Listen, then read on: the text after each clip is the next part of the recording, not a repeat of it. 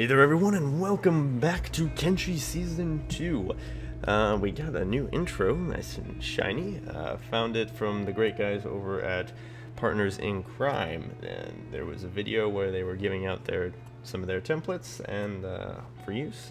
So I grabbed one of their templates and it looks great in my opinion.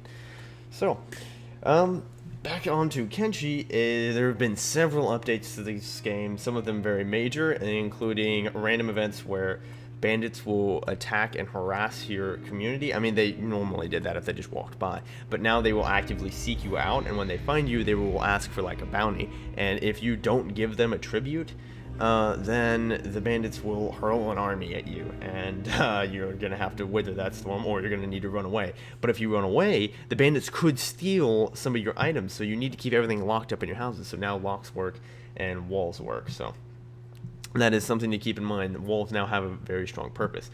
And on top of that, they also added turrets, which is great. Now you can defend your walls, and that is a separate skill inside of the skill system. They also added female player models. I'm just going to make my character now, but we will get more female characters into our squad as a whole here later on. And so there's a lot added, and I felt now's a good time to restart that. So Season 2 of Kenshi, woohoo! Time to go exploring again. And of course, you know, they fleshed out the whole crafting system. They redid that, so it's a lot harder to craft things now. You need to get blueprints for everything, and it's now costs a lot of money in order to do things. But on the flip side, what they did was they doubled the research speed, so that's great. They made it 25% faster, my bad. And they doubled the amount of time it takes to build things. So they made research a lot faster, but they made the building of these things a little slower. And I'm okay with that, especially since if you put a bunch of people on there, it generally builds really quick anyway, even with this 2x slowdown. And that research speed increase is great. And it does make it a lot easier now when it comes to building up your base with the whole jobs there. And so if they have a permanent job, you can tell everybody in your base to go build, and then you don't need to reassign them because they'll remember their job. So here's our little group. If you'll notice now at the bottom of that little menu, we've now got little icons for our characters, which is really cool. I like that. And of course the picture will change depending on what hat they're wearing. So the map, here you go, is a little change on the map. Is if you hover over the cities now, it's going to tell you their population growth rate, the faction that owns them, and your reputation with that faction. And I thought that was very interesting. And it also does this for player cities. And that's interesting. That tells me that if there's a growth rate on player cities, does that mean that there are going to be people, regular NPCs like traders and things like that, coming to live in your city? Are they going to live in your village? And if so, will you have to facilitate that later on? That's interesting. And you'll also see here in red, I just hovered over one of them, there are bandit villages now. And I assume those are populated with horrible, horrible bandits that will try and eat your face.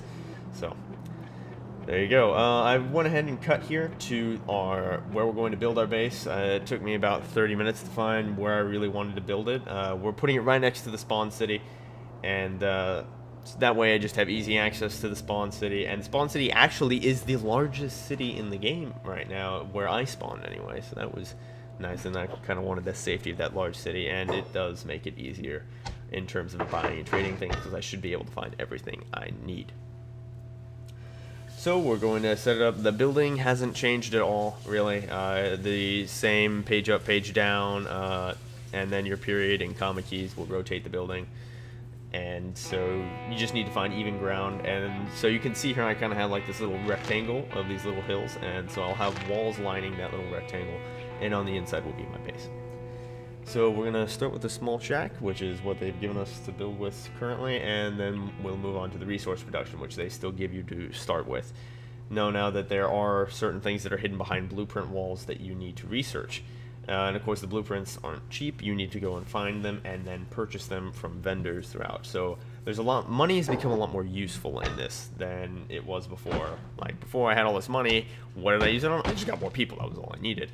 Now you need it for blueprints, and if you want to proceed to the next level of technology, you need money as well, and it gets more and more expensive every time you level up. So of course we're going to need our resource production, so set up the building materials here and the generator, so that way we won't have to worry about purchasing those. And Building materials are a good source of money, though they are very heavy and your characters move pretty slow.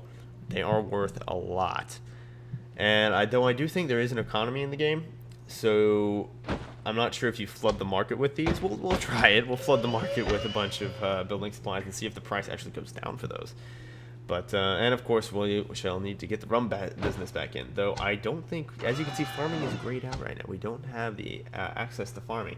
A lot of things are actually grayed out right now just because we don't have the blueprints required or the research required to do them. And of course, building takes 2 times longer now, so I'm going to go ahead and speed this up. So that way you don't have to sit here and wait for me to build everything. This is at 1,000 times the speed of what it was before. So they build very quickly now that I've sped it up anyway. And you can also see some of the little ambience around there. They've added plants and things like that, and I'm sure I went over this in one of my older videos, but that's kind of nice that they're starting to flesh out the environment. They're going to be adding biomes soon to this, and that'll be interesting for sure. So yeah, zooming in on the plants there. So we finished up our base, already done, nice and easy. So now we can get to the assigning of jobs and research. And this is kind of the long grind, same as before, but we also need to be careful now with those bandits. We need to respond to those guys quickly, because if we don't respond to those guys when they arrive, then they might just attack us anyway. And of course, I'm pretty sure maybe traders can come by and do the same thing, and instead of, you know, attacking you and asking for tribute, they'll be like, hey, do you want to trade? Come over here and talk to me. Things like that. So we'll speed this part up here. Oh, and here's the blueprint, by the way, that we started with, and that is farming. You'll need to close your backpack and then right-click it. If you don't close your backpack, you keep right-clicking it, it's just going to keep flipping between your backpack and your inventory. So close that, right-click, and all of a sudden, there you go, we've unlocked farming. Though we really don't need farming as of yet. Well, I'm sure we'll get around to it eventually. And we're researching. So I will speed this up until something interesting happens. Okay, so here we're going to take a look at the research screen, and we're going to start figuring out what order we want to research things in. So thief training, that's something new. You can get captured by bandits if all your people get knocked out by the bandits who attack you and put into cages in their town. They can pick you up and drop you into their cages, so if you don't know how to pick a lock, you're in trouble until you can find a way to break out, and I'm not sure how that would really work, so that's an interesting mechanic that they've added. And of course we're going to need makeshift walls to keep all those guys out, training dummies to keep our guys in shape, make sure they can handle an attack if one does come. And here's what we got from some of the smithing end. We can still research weaponsmithing.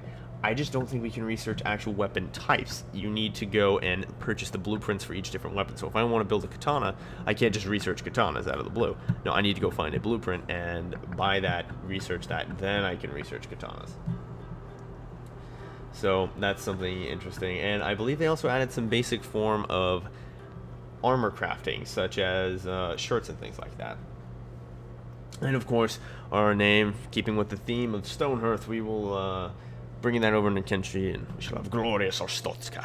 Glory to Orstotska. Our men have won the labor lotteries. We have people mining, we have people doing the crafting of the building materials, and we have that one guy researching. That lucky man. Doesn't have to do any hard work and labor.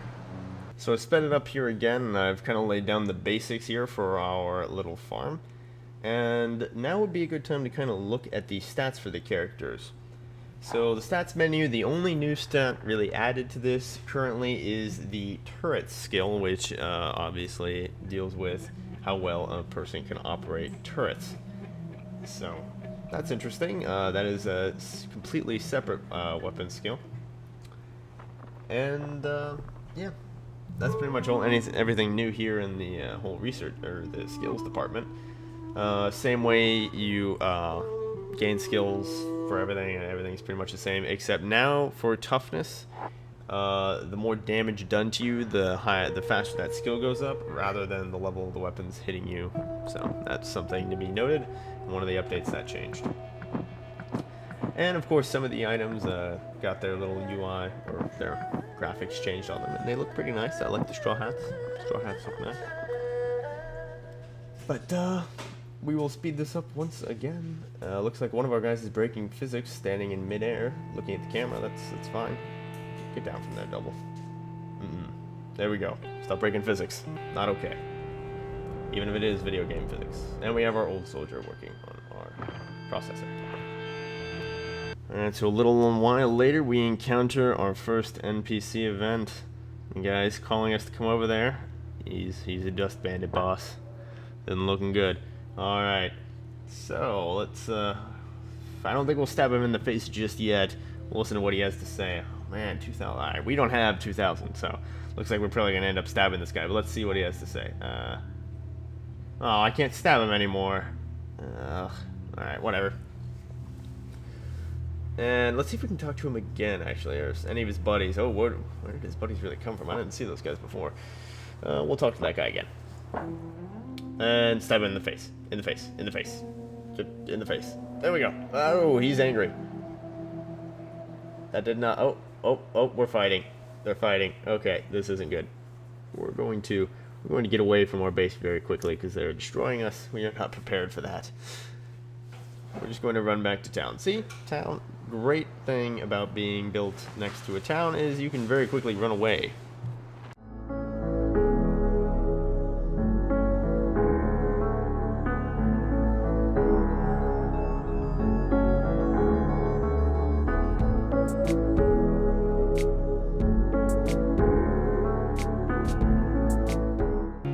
Well, we managed to escape those guys, but they're over at our base yelling at us now. They are pretty angry, but we just left. We're not going to deal with that.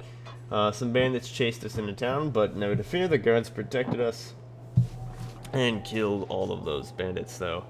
I'm afraid the bandits might follow us now that they know we're here. They might just seek out our characters themselves rather than just hanging out at our base. Something tells me he's still there, just kind of hanging out. You can see my base, though, just from over that mountain there. I believe the bandits give you a second chance to pay the tribute, but we aren't there, so clearly that's not going to happen. So we may as well loot the guys who are stupid enough to follow us into town. They're still over there yelling. And we'll see what we can do with what they've given us. Let's see. Oh, some helmets, some swords. Nothing too fancy, though. I believe these guys were just regular bandits, so nothing too bad, though. There are some people running out of town. I think they may be following us. See the couple of trees over there? That's nice. Nice foliage. New additions. So this is still pretty much all desert currently. Though I think the plans are to add other materials in, I guess. Things you'll need to harvest. And you can talk to any guard now, and they'll talk about bounty hunting. So I believe you can just talk to any old guard and say, hey, I found this guy, and he'll give you a bounty rather than having to find a police station, which is interesting. In fact, this is a great time to start recruiting some more people from the tavern. So let's go to the nearest tavern. There's one. We'll go recruit some people. Looks like there's some people standing outside even that we can talk to. See if we can recruit them. And here are some of the female character models, as you can see. They're pretty much the same as the males in terms of their complexity, though. Currently, there's not many customization options for either of them, from what I can tell. Just pretty much just one standard face for most of them. Well, roughly standard. Then there's a weird plastic surgeon guy who's always still there. But, and these guys were fairly cheap, only 700 cats to join up, though we'll find others who are more expensive. Everybody has different prices as to whether they'll join up or not, ranging from their skills. So we found 2 basic people to join us, which is lucky, but some of them will have like engineering skills, things like that. Also, handy auto arrange buttons. I love those. They're great for selling as well. Then you just click auto arrange, and there you go. And because you do have to be careful with these kinds of vendors, if you pick up the item, it will actually charge you for the item immediately, or at least it used to for me. So now I'm very careful about ever picking up items. Looks like we've hired a lot of people here. Went ahead and sold some items so that way we could actually recruit these people. And so there we go. We got our team set up now. Everybody's still we got 1 person wounded, just Grymestone. That's okay. That's not bad. No one's dead yet. That's the good news. as long as no one's dead. All right, I think we made some headway. We made some good progress. We got our team set up now, and there are the 2 female character models again, a little closer up on those and the guys.